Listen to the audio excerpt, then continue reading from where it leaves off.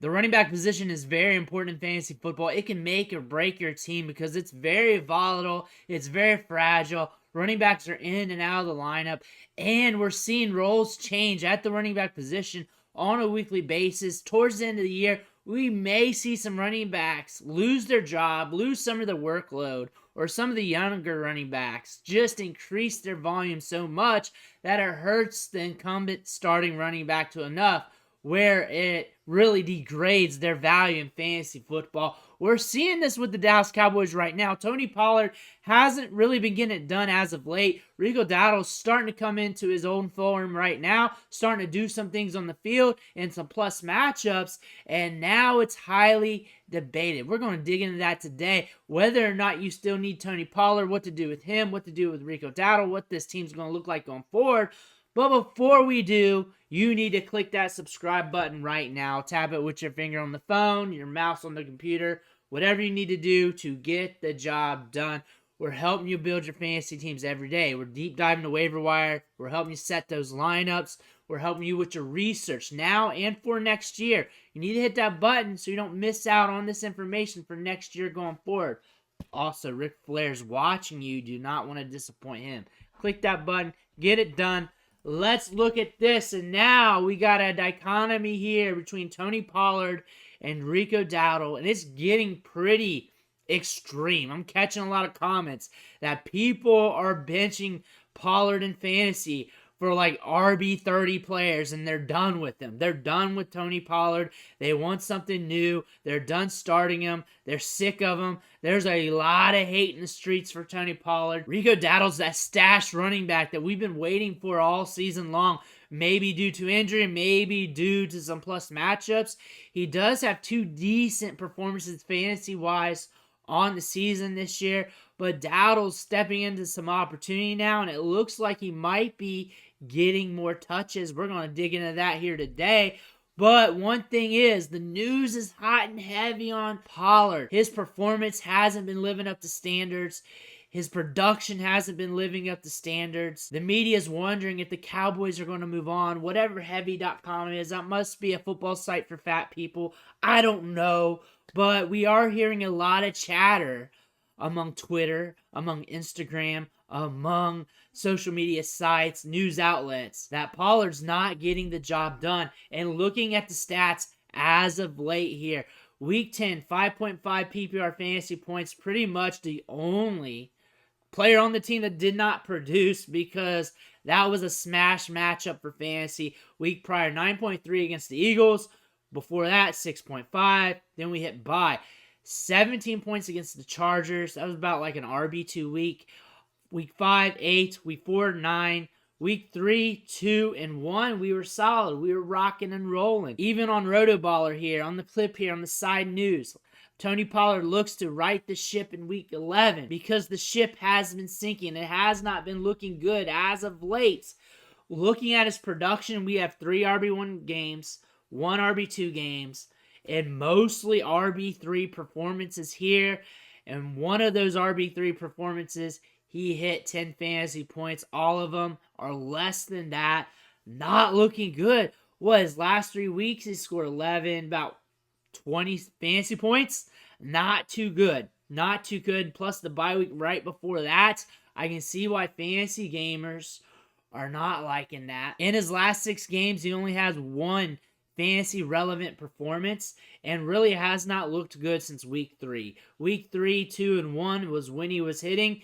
Hasn't been good since then, and we're rolling into week 11. And Rico Dowdle here is on the outside looking in, saying, hey, why not me? Give me a chance. Give me the opportunity. Give me some touches here. Scored 13 fantasy points against the Giants. It's the Giants. It was a squash matchup. So we really can't deep dive that too much. But there is something we can deep dive here, and it's the opportunities.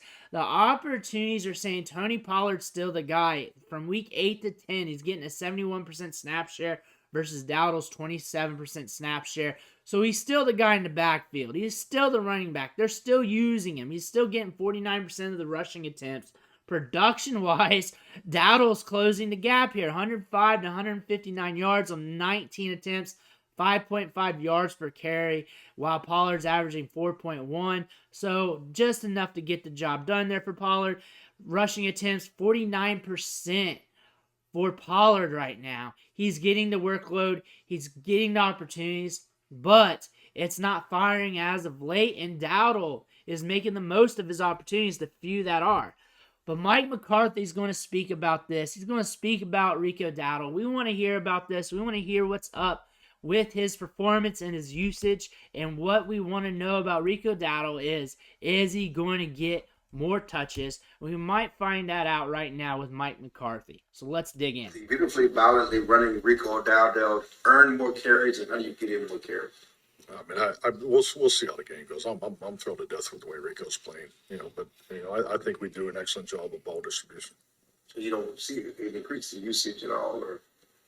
We'll see how the game goes. Yeah, the game dictates that. I mean, I have no problem with Rico getting more carries, and I mean that would be great. But also, my focus is Tony Pollard, as far as the primary ball carrier. Last thing he mentions is Tony Pollard's the primary ball carrier. He's not differing from that. He's also not going to reveal his hand right away. Also saying it's situational. So Rico Dowdle is going to get his touches when the time's right, when the opportunities are there. They're going to use them between the tackles. But Pollard's probably going to see the same opportunity shares. If it's decreased, maybe a little bit, but not too much to where it's super impactful. Pollard's still going to get his opportunities. From what I'm reading from these tea leaves here from McCarthy, that he was not budging. He was not surprised. He was not going to reveal his hand. But the one thing he did reveal, stone-faced, straight up, and to the point, Tony Pollard, primary ball carrier. For how long? He did not say, of course. We're not talking about that.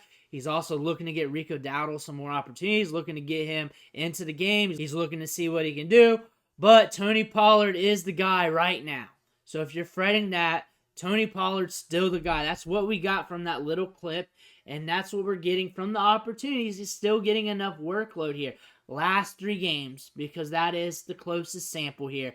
13, 17, 15. That's touches and targets. We're seeing a decrease.